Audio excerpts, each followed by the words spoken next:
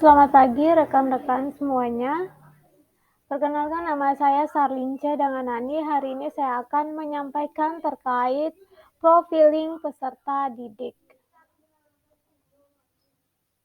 Jadi sebelum kita melakukan profiling peserta didik, kita harus mengetahui dulu terkait karakteristik peserta didik. Karakter peserta didik dapat diartikan sebagai keseluruhan pola kelakuan atau kemampuan yang dimiliki peserta didik sebagai hasil dari pembawaan dan juga lingkungan, sehingga mana cita-cita atau tujuannya bisa tercapai. Nah, informasi terkait karakteristik peserta didik sangat diperlukan untuk kepentingan perencanaan pembelajaran. Nah, dalam mengidentifikasi karakteristik peserta didik ada beberapa hal yang perlu diperhatikan. Yang pertama ada etik dan kultural, yang kedua ada status sosial dan minat, yang ketiga ada perkembangan kognitif dan juga kemampuan awal, yang keempat gaya belajar dan motivasi, yang kelima perkembangan emosi dan sosial, dan keenam pengembangan moral, dan juga yang terakhir ada perkembangan motorik. Nah, yang pertama terkait etnik dan kultural. Nah, etnis adalah penggolongan manusia berdasarkan kepercayaan, nilai, kebiasaan, adat istiadat, norma, bahasa, sejarah geografis, dan hubungan kekerabatan. Kultur adalah suatu cara hidup yang berkembang dan dimiliki oleh sekelompok orang, kemudian diwariskan kepada generasi selanjutnya. Dalam kuesioner yang saya buat, mungkin tidak banyak terkait etnik dan kultural. Yang saya tanyakan adalah terkait suku dan juga budaya yang ada di lingkungan sekitarnya. Yang berikutnya ada status sosial dan minat. Nah, peserta didik dengan bervariasi status ekonomi dan sosialnya menyatu dan saling berinteraksi dan saling melakukan proses pembelajaran. Nah, sedangkan minat ini adalah ketertarikan atau kecenderungan pada sesuatu yang merupakan sebuah aspek psikologis. Nah, untuk status sosial dan minat ini, saya melihat dari aspek pendidikan orang tua dan juga pekerjaan orang tua. Selain itu dilihat juga dari hobi dari peserta didik, selanjutnya juga dari kesukaannya setiap hari. Nah, yang berikutnya ada perkembangan kognitif dan juga kemampuan awal. Nah, tingkat perkembangan kognitif yang dimiliki peserta didik akan mempengaruhi guru dalam memilih dan menggunakan pendekatan pembelajaran, metode, media, dan juga jenis evaluasi.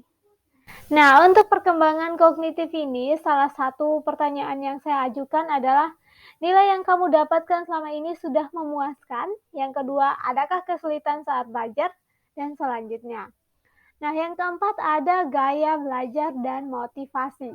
Gaya belajar dapat dikelompokkan menjadi 4, yaitu ada visual, auditory, kinestetik, serta reading and writing. Nah, dorongan yang timbul dari diri seseorang secara sadar atau tidak sadar untuk melakukan suatu tindakan dengan tujuan tertentu disebut dengan motivasi. Nah, untuk motivasi belajar di sini saya melihat ada beberapa pertanyaan yang saya ajukan. Misalnya, saya rajin ke sekolah terutama pada mata pelajaran yang saya sukai. Yang berikutnya, saya yakin dengan kemampuan yang saya miliki dalam memahami penjelasan guru. Dan selanjutnya, yang berikutnya ada perkembangan emosi dan sosial.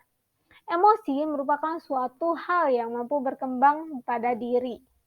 Nah, emosi ini sangat berperan dalam membantu mempercepat atau justru memperlambat suatu pembelajaran. Nah, sedangkan untuk perkembangan sosial, peserta didik dapat diketahui atau dilihat dari tingkatan kemampuannya dalam berinteraksi dengan orang lain yang menjadi masyarakat di lingkungan sekitarnya. Untuk instrumen penilaian sosial emosional ini, salah satu pertanyaannya adalah, saya sering bertengkar dengan teman. Yang kedua, saya pernah membantu teman saat dalam kesulitan. Nah, dan selanjutnya, yang berikutnya ada perkembangan moral.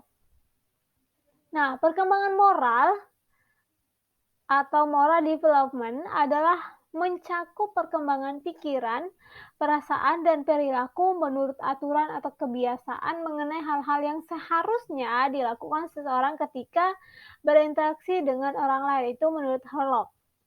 Nah, untuk yang berikutnya ada perkembangan motorik. Nah, perkembangan motorik merupakan proses yang sejalan dengan bertambahnya usia secara bertahap dan berkesinambungan di mana gerakan individu meningkat dari keadaan sederhana, tidak terorganisir, dan tidak terampil ke arah penguasaan keterampilan motorik yang kompleks dan juga terorganisir dengan baik. Nah, yang berikutnya ada metode pengambilan data. Yang pertama untuk waktu pelaksanaannya. Waktu pelaksanaan dilaksanakan pada hari Sabtu 26 November tahun 2022. Sampelnya adalah kelas 12 MIPA 3 di SMA Negeri 1 Kuta Utara. Nah, untuk teknik observasi dilakukan dengan pemberian angket melalui Google Classroom, Google Forms. Nah, itu saja dari saya. Selamat pagi.